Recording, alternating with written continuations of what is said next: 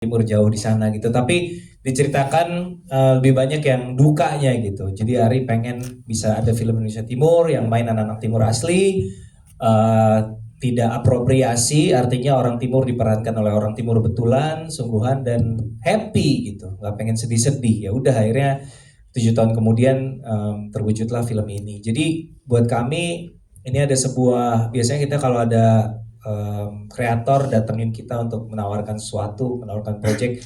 Kalau aku pribadi pastinya aku tanya adalah why-nya gitu, bukan cuman what-nya, bukan cuman what-nya ini cerita tentang apa, tapi why. Kenapa kita perlu bikin film ini?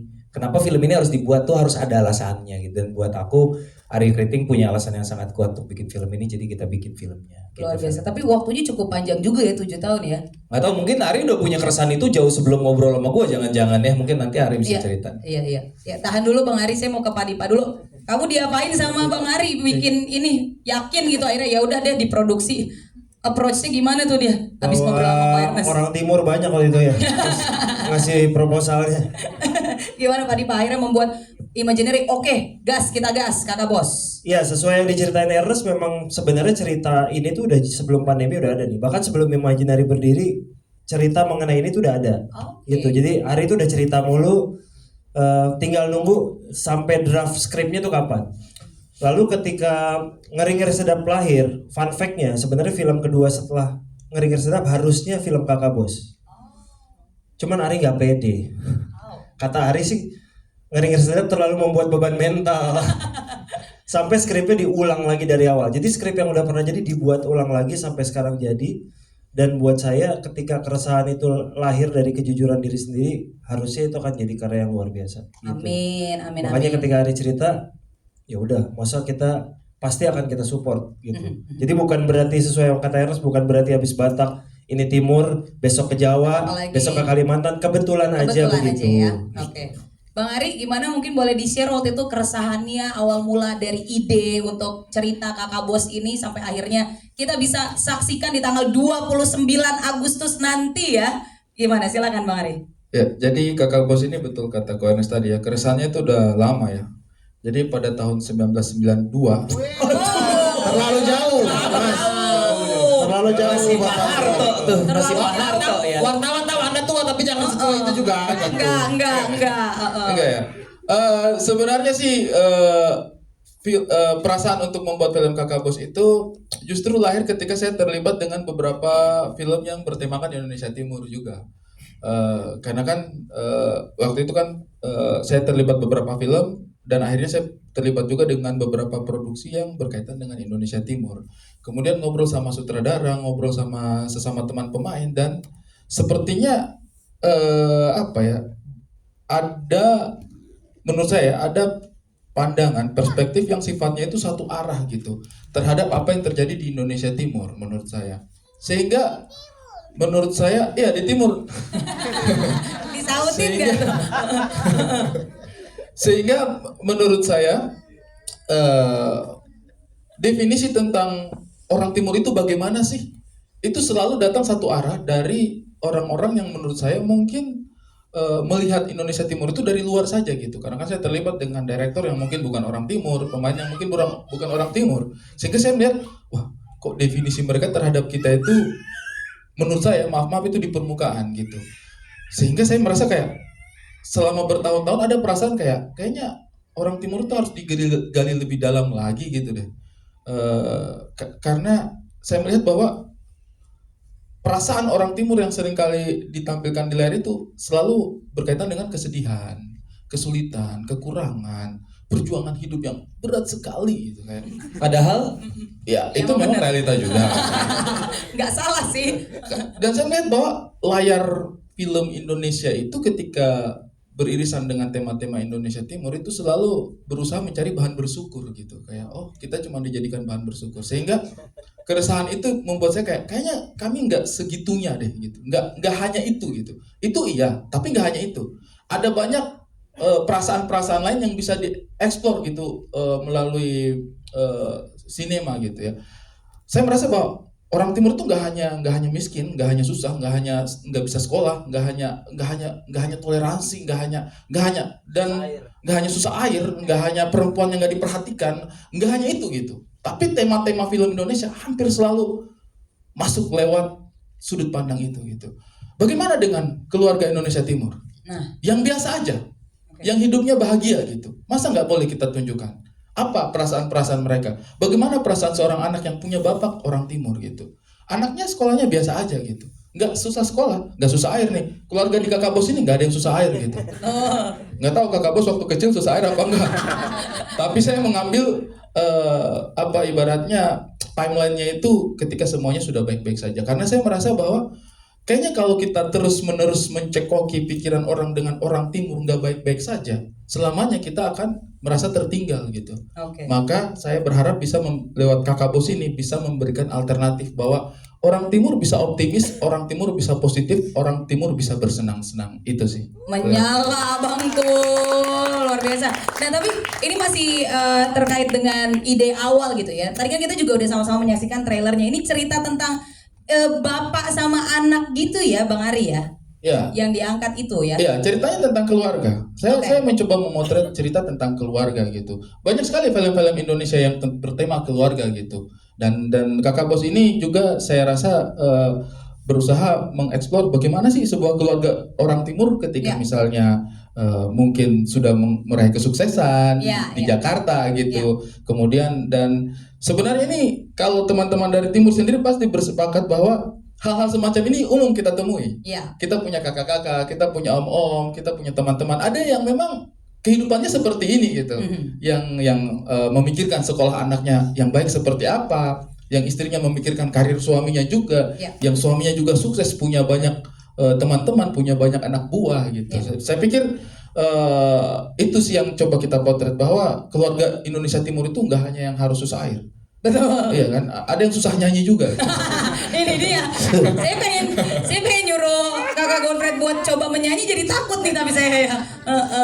Ini oke, kalau gitu kita langsung ke kakak bos nih. Kakak bos luar biasa kakak Godfred ya. Mungkin boleh diceritakan nih karakter kakak bos seperti apa gitu kan. Ini namanya adalah Ferdinand Omakare. Nah mungkin boleh diceritakan nih tentang karakternya, silakan. Ya, karakter kakak bos tuh seorang bapak yang di luar dia boleh Gahar gitu Ya. ya. Takut gitu kayaknya orang-orang ngeliatnya ya. di pulang ke rumah dia tetap menjadi seorang bapak yang baik buat anaknya, Mhm. suami yang baik buat istrinya, kakak yang baik buat adik-adiknya. Oke. Jadi apapun yang dilakukan di luar tuh semata-mata hanya untuk kebahagiaan keluarganya. Ini bener-bener setuju nggak sih kayaknya kalau kan keluarga dari suami saya juga kan orang timur ya. Jadi kayaknya kelihatannya tuh gahar-gahar kayak Rambo tapi hati Rinto ya. Ini seperti itu juga ya, terdengar juga gitu dari cara pembicaraannya seperti itu ya kakak bos ya. Oke, nah kira-kira pendekatan seperti apa yang dilakukan pada saat syuting, proses kreatifnya pada waktu itu? Karena kan biasanya kan berantem aja nih biasanya kan kebanyakan syutingnya. Terus ini film drama keluarga gitu. Ada kesulitan kah? Kalau di film ini sih sebenarnya kayak hanya menggambarkan kehidupan saya setiap hari. Hari-hari aja gitu ya. Tiap hari siksa orang berarti. Ya, saya terhadap anak-anak saya seperti itu. Oke. Terus memang selama ini orang banyak mengenal kalau di film kan saya itu dari semenjak 13 tahun yang lalu terlibat dalam film tuh hanya tahunya hanya mukul orang, bunuh orang, ya kan? Takut banget nih. Tentu saja puji Tuhan kali ini diberi kesempatan saya menjadi bapak yang seutuhnya. Gitu. Oh. Ya, jadi selalu anggapan bahwa orang Timur itu seperti yang di film-film yang lain saya perankan selama ini Iya. itu sebenarnya orang Timur tuh seperti di Kakak Bos juga. Ya. Oke. Jadi dan tidak menggambarkan kenapa saya selama ini 13 tahun dikasih film itu terus mungkin gambaran orang Timur bahwa gambaran orang bahwa orang Timur itu seperti yang Yang itu ya. yang selama ini saya perankan. Ya. Padahal kan orang Timur tuh Ya hari-harinya kayak gitu Hari-harinya nih yang ini yang di begitu ya. kakak bos ini ya. itu gambaran keluarga Timur ya seperti itu. Berarti ini ada perasaan yang berbeda banget ya dalam memerankan Ferdinand Omakare ini ya di film kakak bos ini ya. Kayak wah ini nih gua nih gitu. Itu sudah. Itu sudah. Ada nggak momen dia nangis nih pas lagi syuting? Ada. Ada ya? Ada. Nangis itu beneran nangis yang kayak gitu. Ada ya? Ada ya kakak bos ya? Itu cerita saya tidak apa-apa. Ya jangan spoiler. Enggak Pokoknya ya, ada ya lah, pas ada. lagi syutingnya aja gitu. Ada. Jadi kalau saya merasa sih salah satu orang yang pertama kali saya temui setelah Ko Ernest dan Bang Dipa setuju untuk bikin film ini itu adalah Bang Godfred, karena saya rasa di antara kami semua anak-anak timur yang pada akhirnya berkecimpung di industri film ini, kakak Godfred yang paling senior. Cuman saya lihat sih kakak Godfred itu punya talenta, punya potensi, tapi tidak pernah dikasih ruang gitu. Oke. Ya betul, setuju sama kakak Godfred. Setiap kali main film cuma disuruh maki, tendang orang, maki, pukul orang gitu ya. Iya. Ketika pertama kali ketemu kakak Godfred, Aduh, posisi kita duduknya cerita-cerita. udah beda nih, bakal panjang nih. Tapi ini benar. Iya, oke. Foto itu Nggak buru-buru kan? Iya. Udah ini duduk. Butuh teman-teman media harus bikin lingkaran apa gimana? Tapi umpan pintar lagi nih. Mamat keluarkan jerigen-jerigen. tidak usah, tidak ada. Woi, Kenapa? biadab, diam dulu. Iya. Salah Kistel jadi sutradara ini, jadi duduk sekali. Iya, silakan Pak Sutradara. Siap. Kita duduk stand sutradara tidak boleh, ya sudah saya komedian Balik lagi lah. Ya. Tidak, ini saya harus sampaikan. Gimana, Ya. Bang? Pertama kali saya ketemu dengan kakak bos. Kakak bos itu Bang Godfred itu sebenarnya kita ngobrolnya udah panjang lebar gitu. Terus Bang Godfred sampai pada satu kalimat. Tapi Ari, banyak sutradara itu yang ketemu dengan saya, terus mereka selalu bilang Godfred itu tidak bisa ditaklukkan, ya bang. Abang bilang waktu itu, Godfred itu susah ditaklukkan gitu. Terus saya bilang sama Kak Godfred, abang, saya jadi sutradaranya abang bukan mau menaklukkan abang, bukan untuk menantang abang untuk bisa bermain di acting yang berbeda gitu.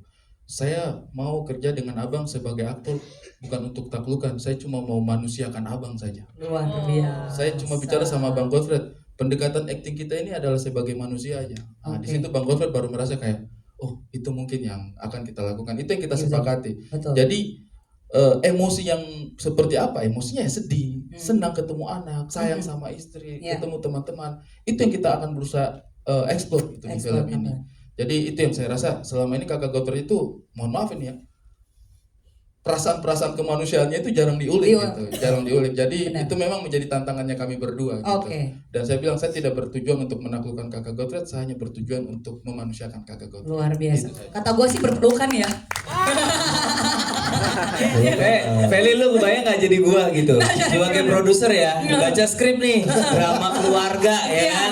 Wah bagus Ri, siapa pemeran utamanya? Abang Godfred yang kostum tiba-tiba itu iya, main drama iya. Bisa nggak? Belum pernah soalnya gue lihat kan. Iya. Bisa bang, saya percaya dia bisa. Oke, deg-degan tuh ya. Deg-degan kan. Suruh acting drama, apakah bisa mengeluarkan sisi-sisi lembut yang kita nggak pernah lihat, tapi ternyata memang luar biasa sih. Iya. Aman tapi ya Luar biasa. kakak bos ya. Dan itu pertanyaan saya pertama waktu ketemu Ari juga. Begitu dia nyampaikan ini, kamu percaya sama saya? Oh. Iya. Dan begitu dia sampaikan, saya percaya sama kakak. Oke. Atas dasar apa lu percaya sama dia? Dia bawa Karena takut kok, karena takut. teman-teman yang lain nih. Ada pisau di lehernya. Nggak ada presedennya lihat Iya. Bang Godfred Iya. main drama kok. Iya, Kok iya. bisa percaya gitu? Iya. Apa gitu dasar kepercayaannya? Mungkin gini tangannya, kok percaya sama saya? Percaya, ya ini doang gitu. Tangannya kita nggak lihat kan? Iya betul lagi. Karena itu sesuai dengan definisi karakter yang ada di dalam cerita ini. Oke. Itu saja. Makanya menurut saya sih kita harus mulai percayalah sama originalitas gitu. Iya. Saya lihat yang saya tulis itu kakak Godfred gitu. Kakak Godfred Iya kan, langsung ya. seorang Kakak bos ini. preman. Ada tawanya nih, ada takut-takutnya nih. Maksudnya kalian ngeliat gak sih? Ini ceritanya itu bukan seorang bukan seorang marketing yang baik dan dibully di jalanan, bukan Betul, gitu. betul. Profil kayak gini nggak mungkin jadi itu. Tapi kakak bos ini orang yang berkuasa, Yes. yang punya power gitu. Dan saya lihat kakak Godfred punya aura itu gitu. Tinggal bagaimana untuk membawa sisi kemanusiaannya aja. Itu Ya. yang menurut saya sering skip Ya. Nggak Dari- aja sih iya. itu nggak aja sih, Iya. itu berat juga. Tapi kan disupport dengan cast yang lainnya juga yang Iya, luar iya. biasa kan, makanya ensemble-nya bagus, Iya. jadinya pendalaman karakternya juga jadi lebih Betul. baik gitu. Alhamdulillah sih dapat produser seperti Ko Ernest sama Bang Dipa. Makanya saya Ya. tuh senang sekali ya, alhamdulillah sekali Imaginary mau memberi ruang untuk seperti ini. Luar biasa. Saya pikir ketika membicarakan case seperti, mohon maaf nih Pak ya, Oki Rengga, Benedion, apalagi Benedion Nah, gitu kan. nah, Acting Benedion, ya Allah. Si gitu kaku banget ya kan? Si kaku banget gitu. Saya pikir itu problem yang sama, tapi Ko Ernest sama Bang Dipa punya keberanian untuk Ya. menjajal semua hal-hal seperti itu gitu. Oke. Ketika dia percaya pada Aco, percaya sama saya juga. Dan Yes. mudah-mudahan ini menjadi trademarknya Imaginary ya. Imaginary, amin. Habis budaya Batak, budaya Timur, mungkin kedepannya budaya korupsi juga gitu. Oh, bagus. Bagus, bagus. Masuk. Langsung closing. Aduh. Padahal gue tadi mau bridgingnya ke Imaginary memberikan ruang gitu ya. Karena gue mau ke Glory juga. Ini luar biasa. Nambahin dikit. Oh boleh, banyak juga nggak apa-apa kakak. Banyak boleh juga nggak apa-apa. Banyak keresahan ini, banyak keresahan. Iya. Jadi waktu terus pertemuan berikut dihubungi sama ada laki-laki Ari Kriting, beliau bilang, kakak ini Ko Ernest sudah lampu hijau. Mantap. Saya dalam hati, Ernest secara intelektual di dunia Perfilman. perfilm itu udah iya kelas inilah gitu kan. Oke. Saya dalam hati, wah ini tantangan luar biasa buat saya nih. Saya mulai gugup Oke. awalnya. Wah, saya bisa tidak menjawab. Pasti ekspektasinya dia kan tinggi, sedangkan saya kan belum pernah dilihat ya, seperti yang Ko Ernest bilang kan belum pernah lihat drama apa ya. semuanya. Tahuannya selama ini kan caci maki orang, injak orang kan gitu. Tapi karena ada laki-laki ini bilang, saya percaya sama kakak, saya harus jawab itu dengan harus memberi yang terbaik. Yes. Dan saya akan berusaha itu. Puji Tuhan semuanya kita lewati dengan baik. Puji Tuhan. Tepuk tangan kali ya boleh ya. Jadi kayaknya personal banget gitu ya. Kayak wah luar biasa sih, nggak sabar sih 29 Agustus. Dan ini mempertemukan kakak Bos dengan anaknya ya kan. Kakak Godfred kemudian dengan adik Glory juga. Ini debutnya ya luar biasa. Debut di industri film langsung jadi adik bos di sini ya. Anak bos, oh bukan adik bos, anak bos, gila. Ini boleh diceritain nggak waktu itu keikut sertaannya gimana nih? Kan kalau tadi kakak bos diceritain ketemu sama abang Ari gitu kan. Nah kalau kamu ditemukannya gimana nih untuk bisa menjadi anaknya kakak bos ini? Oke, itu awalnya sih ada Kak Jojo ngonteknya ke Mama. Oh, oke. Casting director ya? Casting director. Kontaknya langsung ke Mama ditawarin kayak ada film dari Abang Ari judulnya ini. Mm-mm. Terus ini PH-nya Imaginary gitu. Terus aku kan lagi zaman-zaman sekolah lah itulah. Ya ya. Jadi Mama cuman ngabarin kayak nih diajakin casting. Oke. Terus aku bener-bener gak punya sama sekali pengalaman main film, bahkan teater atau yang sesimpel teater di sekolah juga nggak pernah. Aha. Jadi kayak aku kayak ya udah ini kan kesempatan gede juga. Betul. Kebetulan aku juga tahu Imaginary itu apa dan emang film-filmnya Kak Ernest aku tonton. Jadi kayak wah ini bukan orang main-main nih. Betul. Jadi oke kita coba aja. Cuman emang kayak yang penting nyoba. Kalau Ya. kalau nggak dapet ya pengalaman kan. Betul. Ternyata pas casting pertama pulang dihubungin lagi untuk casting kedua, itu tuh udah kayak apa aku beneran bisa ini ya. Nah. Terus casting kedua ketemu Abang Ari, ngobrol-ngobrol terus ya casting lagi, ternyata lolos deh. Wih, Terus kayak, oh, oke. luar biasa. Puji Tuhan. Puji Tuhan ya. Deg-degan nggak punya bapaknya begini gitu. Lumayan sih Lumayan awal-awal ya? tuh zaman-zaman reading tuh kayak waduh, papaku serem juga.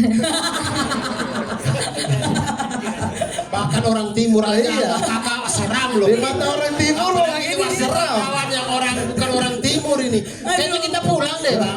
Iya, takut. Bener-bener. Tapi akhirnya gimana nih? Ini debut kamu gitu kan. Abis itu menjadi anak bos gitu. Karakter developmentnya dari reading proses kreatifnya pada waktu itu gimana? Menyenangkan? Ada rasa takut atau bagaimana tuh? Takut udah pasti ada karena Ya. ini kan aku bener-bener gak tahu. Gak tahu ya benar. Pengalaman pertama banget.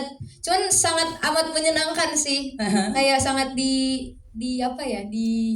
diajarin Dirangkul gitu ya, dibimbing dibimbing. sama Abang Ari, Abang Kristo juga kayak dari proses reading tuh diajarin terus-terusan lah kayak nanti pas di sini nih kamu yang emosi yang dicari tuh apa, ekspresinya kayak gimana. Jadi benar-benar dan intens juga kan sama Om Godfred, Ya. sama Papa. Jadi Ya. dari awal tuh sebenarnya aku kayak lumayan bingung nih kayak aduh ini pendekatannya harus seperti apa. Ya, Cuman ya. karena makin lama jadi terbiasa juga kita ngobrol juga, Ya. berdialog apalagi sama Mama, jadi kayak Ya. makin lama makin dapet nih pas syuting. Dapat banget memang. Satu darah memang ya kan. Jadi gampang ya. Oke. Nanti kita mau ngajak ngobrol ke Mama cuman kayaknya yang di belakang udah ngantuk tuh. Oh enggak lagi pas lagi kayak diem. Lagi lihat frekuensi. Ngapain dilihat frekuensi mic-nya? Giting. Astaga. Mulut orang bisa nggak orang ini disuruh keluar ya? Nggak bisa. Dia kan anak buah kakak bos. Barengan kan tadi kalian ya. Oke, terima Saya sudah kasih. bilang sama Mamat, jangan dulu mabok, ini ada press call ini. Nah, Tidak ada yang mabok bang, sadar ini. Sadar. nggak di film, nggak di dunia nyata, di fitnah aja Iya. terus ya. Oke. Nanti kita balik lagi ke Glory sama ke Mama mungkin, tapi kasihan nih kakak yang di belakang ini kasihan nih. Kita ajak ngobrol sebentar ini. Oke. Ya. Itu boys. Rambut beda sekali di trailer tadi. Iya, karena Bapak calon wali kota bau-bau menyuruh. Wow. Pak sutradara Wow. diperintahkan lah ini Oke. disposisi Mamat harus gimbal gitu. Terus kan saya tidak pernah gimbal. Tidak pernah sama sekali gimbal, mencoba gimbal tidak pernah Oke. sama sekali, gimbal kamera juga tidak pernah pegang. Oke, baik. Seringnya gembel ya. Gembel, betul. Iya, Betul. Kalau pengen ada punchline di bawah kamera, ya. Nah itu jadinya oke lah coba. Tapi saya berapa kali negosiasi tuh sama Bang Ari. Negosiasi Bang, apa? Ya maksudnya harus begini. Harus gimbal nih gitu. Iya karaktermu harus namanya reggae, harus semuanya, Ya. outfitnya, rambutnya semua harus reggae. Oke lah kita coba. Oke. Oke tanggal sekian gimbal ya. Jadi gimbal itu 1 bulan sebelum mulai syuting. Karena harus lembut. Kalau gimbal terlalu cepat itu dia Jadi gimbal masih keras gitu. Jadi kayak Kayak orang ini kesetrum, baru nih kayak orang kelihatan. kesetrum jatuhnya. Iya. Kelihatan. Nah, ya sudah akhirnya oke ke kantor Imaginary, gimbal dimulailah. Dan itu saya Sakit menangis sumpah. Saya sutradara saya pukul sumpah. Boleh tahu nangisnya gimana waktu itu? Anjing lagi. Bagus. MC. MC-nya pemain. Pemain. Boleh kembali ke karakter? Iya. Ya, ceritakan, oke. Iya, akhirnya sudah gimbal itu sekitar 5 jam. Udah proses Jam. digimbal Dari ya? jam 1 siang sampai jam 6 sampai maghrib tuh. Oke. Itu digimbal. Di tengah-tengah gimbal ini ada 2 jam. Saya Dalam 2 jam. 2 jam pertama di tengah-tengah 2 jam gimbal. Saya tuh ditelepon karena saya kan harus ke luar negeri waktu itu. Keren. Saya harus ke Italia. Ketemu distributor. Ya. Ya ke Ukraina waktu itu distribusi senjata. Nggak ada. Saya harus ke Italia. Tiba-tiba dari orang visa telepon. Oh. Fotonya harus diganti. Jadi buka lagi atau gimana? Saya kan udah kirim foto tuh. Iya. Foto apa lagi yang kirim? Mat, foto aja sekarang. Terus? Sebentar ya kak ya. Saya tunjukin ya kenapa saya nggak bisa Nggak bisa foto foto sekarang. lagi di gimbal. Foto itu rambut masih naik-naik begini nih, yang kayak satu-satu naik begini. Akhirnya disuruh lah, Iya. disuruh. Gak apa-apa Mat, nanti kita coba edit. Oke, yakin ya. oke. Oke. Bang, stop gimbal dulu ya. Stop gimbal dulu. Saya foto kirim ke sana. Tiba-tiba paspor jadi itu tidak ada edit-editnya. Foto itu. Tidak ada edit-editnya. Dia bilang edit, saya percaya ternyata saya dibohongi. Ada di layar bisa ditampilin fotonya. Gak ada, jangan. Nggak ada ya. Kayak begitu tuh. Jadi itu untuk proses menuju itu. Jadi saya udah 1 bulan sebelumnya udah gimbal. Iya. Udah mendalami karakter karena susah sekali kan harus reggae seolah-olah mabuk. Saya susah sekali mendalami karakter. Seolah-olah. Beneran ini. Kok Ernest yang tambah-tambah ya? Tapi dari tadi Mamat pegang mic-nya pakai tangan kanan nih biar kirinya bisa gini-gini ya. Ada apa sih di tangan kiri? Oh, astaga. Nikah. Gitu. Ya tapi ini kan semua demi persiapan film Kakak Bos. tuh. Betul. Karena diminta langsung juga sama Bang Ari karena Iya. karakternya juga menarik. Iya. Saya belum pernah juga gimbal, pengen coba karakter ini kayak gimana. Heeh. Apa rasanya Mat di gimbal Mat? Sakit ya Mat? Sakit dan saya tuh waktu saya 1 minggu gimbal, saya sudah tidak tahan tuh. Terus? Saya minta tolonglah saya sudah tidak anggap sutradara, saya anggapnya abang udah, Oh, oke. abang. Siapa tahu abang kasih solusi. Betul. Saya di Itali tuh, Wih, keren. Wih, gila. Padahal nggak perlu informasi itu ya. Iya, bilang aja. perlu kok. Lagi Ini cosplay, perlu. lagi cosplay Moiskin kan? Tidak, itu informasi perlu biar kalian tahu orang timur bisa sukses. Amin. Bisa. Kakak Bos tentang orang timur yang sukses. Oke, bagus. Orang timur juga bisa jadi TKI gitu. Ternyata dipanggil sama Ngapain bos. kayak itu? Saya di sana itu sambil jalan, saya tidak sadar itu di sini tuh udah penuh lem-lemnya gimbal. Oh, lem-lem gimbal. Enggak tahu apa itu, pokoknya putih-putih di sini. Oh, sambil leman Enggak, bikinnya. itu lem-lem rambutnya kan rambutnya di lem-lem gitu. Jadi Jadi rontok. kayak serbuk-serbuk. Ya, kayak apa? Kok kayak apa? Ketombe, kayak ketombe. Jadi kayak ketombe tapi kayak sabun gitu loh, deterjen gitu. Di Pokoknya sini. banyak di sini banyak di sini banget. banyak.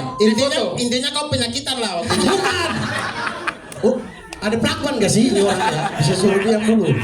Terus? Saya udah nggak tahan lah di sana, udah ini nggak tidur itu nggak bisa. Oke. Sakit sekali dan Iya. tidur ketusuk-ketusuk. Mirip. Oh. Saya foto lah ke Bang Ari. Bang, bisa Tinggal nggak kita lepas. explore lagi nih Oke. karakter ini? Ya. Bisa tidak saya cabut dulu ini rambut? Oke. Terus? Cuma dirit. Bagus, irit doang. Ternyata gambar itu dia kirim ke Abdur, mereka dua jadi bahan tertawaan. Mampus dia. Memang sutradara biadab memang. Cuma jadi bahan tertawaan mereka. Tidak ada respon entah. Adik, sabar dulu ya kita. Iya. Tidak ada. Cuma Iya. rit doang. Oke. Sampai dong, wih, bagaimana rambut? Kan sudah saya bilang kemarin. ya. Sakit. Iya, tidak ada respon. Dia tidak peduli dengan kehidupan ini. Tapi ini karakternya Mamat yang seperti ini juga seperti itu gak di film Kakak Bos? Dia digituin nggak? Dibully-bully kah atau apa gitu? Tidak, itu memang membahagiakan untuk dia pas kirim itu dia sengsara. Sengsara sekali. Sengsara sekali dia. Gak apa-apa. Hal yang pertama terpikir di saya itu Abdur harus tahu. Itu brengsek ya. Memang segitiga ini ya. Iya. Saya kirim ke Abdur, lihat dia susah ini Abdur. Habis itu sama WhatsApp dia, tapi saya lupa. Saya sudah kasihkan ngobrol sama Abdur. Wah, bagus. Makanya dia itu nggak apa-apa Mat, tapi kan yang penting sengsaranya di Itali. Iya. Tapi lama-lama nyaman sih pas sudah lewat 1 minggu, 2 Iya. minggu tuh udah. Lama-lama nyoman, apa sih? Nyaman. Nyaman hari kritik nyaman ini. Ya dia sih total banget. Total Tapi ya. boleh ditanya sama Abdur, salah Nah, satu iya. karakter yang cukup menyala di sini. Kakak Bos kan? Iya. Saya sudah bangga ya. Hari kritik. Saya sudah bangga ya ini. Tetap bukan dia Itu juga. saking totalitasnya habis dari Italia kan dia ke Belanda bisa ganja di sana. Gak ada. Ya. Parah emang. Buta huruf ini wartawan loh semua. Tolong ya, Bahas tidak Mamat sih? pakai ganja di Belanda. Tidak ada. Astagfirullah. Aduh, oke. Aduh, tapi itu kan maksudnya karakternya karena namanya siapa? Reggae. Itu jadi reggae di situ ya. Nah, sekarang kita ke Abdur. Jadi bener semuanya itu ya cerita tadi. Iya, betul, Kakak. Betul semuanya itu. Oke. Kita boleh kembali ke Kakak Bos ya. Mamat nanti lagi kita explore ya. Oke. Terima kasih, Bang. Terima kasih. Ya, boleh balik tidur lagi. Ya, tadi soalnya saya bilang gitu. MC ganti aja ya. Jangan. Oke, kita ke Abdur sekarang ya. Ini kan karena barengan juga nih bersama dengan Kakak Bos. Nah, kalau karakternya sendiri seperti apa? Kayaknya kalau dari karakternya Mamat kayaknya 11-12 dengan aslinya.